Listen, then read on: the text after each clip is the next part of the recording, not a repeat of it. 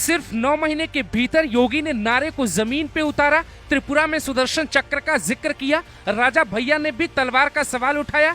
करड़ी सेना के जरिए योगी ने दिखा दी ताकत। हिंदुओं के एक होने पे विपक्षी पार्टियों के होश क्यों उड़े? आगरा में जो विरोध प्रदर्शन हुआ, क्या उसके पीछे खुद यूपी के सत्ताधीश योगी आदित्यनाथ का ही दिमाग है? योगी ने एक तीर से दो निशाना लगाने की कोशिश की। पहला, रामजी लाल सुमन की घर की सुरक्षा भी करवाई, जो दलितों को पसंद आया, और दूसरा, राजपूतों को एक कर हिंदुओं को एक होने का संदेश भी दिखाया।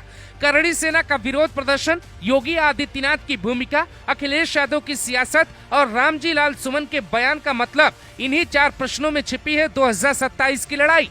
पहले 2 तस्वीरों को देखिए। योगी आदित्यनाथ खुलकर कहते हैं मुहर्रम में कोई तलवारबाजी नहीं होगी, ताजिए की साइज छोटी कर लो, नहीं तो बिजली की चपेट में आने से मर जाओगे। दूसरी तरफ आगरा की रैली में खूब तलवार लहराएंगे। तो फिर इसका मतलब क्या है? क्या योगी ने हिंदुओं को खुली छूट दे दी है, या एक होने का शंखनाद यूपी के आगरा से शुरू हो चुका है? अब यहाँ 2 बातें आप और समझिए। प्रदर्शन के 2 दिन पहले ही पुलिस लाठी में तेल भी लगा रही थी। 1 हफ्ते पहले प्रदर्शनकारियों को योगी ने प्रदर्शन करने की इजाजत भी दिलवा दी। तो फिर योगी ने लाठी क्यों मंगवाई? पुलिस वालों ने लाठी का वीडियो क्यों बनवाया? हजारों जवानों को क्यों उतारा गया? आखिरी वक्त में राजा भैया की एंट्री आगरा में क्यों हुई? इन सवालों के भी अपने मायने। आगरा में योगी ने ताकत दिखाई, ये भी दिखाया वो दलितों का भला ही चाहते हैं, लेकिन राणा सांगा का अपमान नहीं बर्दाश्त करेंगे। अखिलेश यादव 19 तारीख को अपने सांसद से मिलने आगरा जाएंगे। वो इसलिए क्योंकि उनका पूरा ध्यान मायावती के वोटर्स पे टिक गया है। अखिलेश यादव का ये दलित प्रेम एकदम नया है। कुछ महीने पहले तक दलितों पे उनका ध्यान कम था, अचानक बढ़ा क्यों? क्योंकि 2027 में मायावती के साथ गठबंधन होने के आसार नहीं। दलितों का वोट बीजेपी की तरफ जा सकता है, इसीलिए सपा की एंट्री हो गई। अखिलेश यादव अंबेडकर से लेके फूलन देवी तक का नाम बार बार लेने लगे। सपा अब MYD यानी मुस्लिम यादव दलित की राजनीति करेगी। सपा क्लियर है, उसे ठाकुर ब्राह्मण और बनियों का वोट नहीं चाहिए, इसीलिए PDA का फॉर्मूला क्लियर है। 90-10 की लड़ाई का आधार तैयार किया गया है। योगी आदित्यनाथ ने कुछ दिन पहले ही त्रिपुरा में एक कार्यक्रम में कहा, सुदर्शन चक्र को उठाना पड़ता है।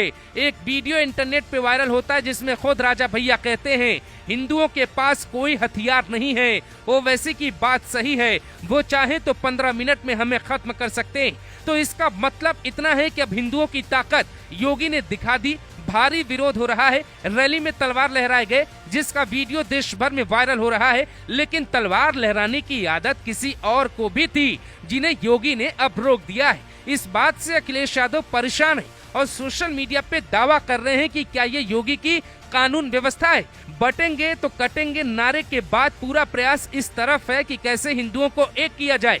कुछ लोगों को ऐसा लगता है ठाकुर जाति का आंदोलन था, लेकिन सूत्र कहते हैं कि यूपी में बहुत जल्द योगी के इशारे पर ही अखिलेश यादव के खिलाफ भी एक भारी भरकम आंदोलन शुरू होने वाला है। कुछ लोग कहते हैं कि योगी की कुर्सी जाएगी। उन्हीं लोगों का दिमाग ठिकाने लगाने के लिए करड़ी सेना का प्रदर्शन करवाया गया। योगी चाहते तो सपा सांसद का घर बुलडोजर से भी निपटा चुके होते। उसके लिए इतना बवाल करने की क्या जरूरत थी? लेकिन बुलडोजर से नहीं, तलवार से इशारा देने की कोशिश की गई।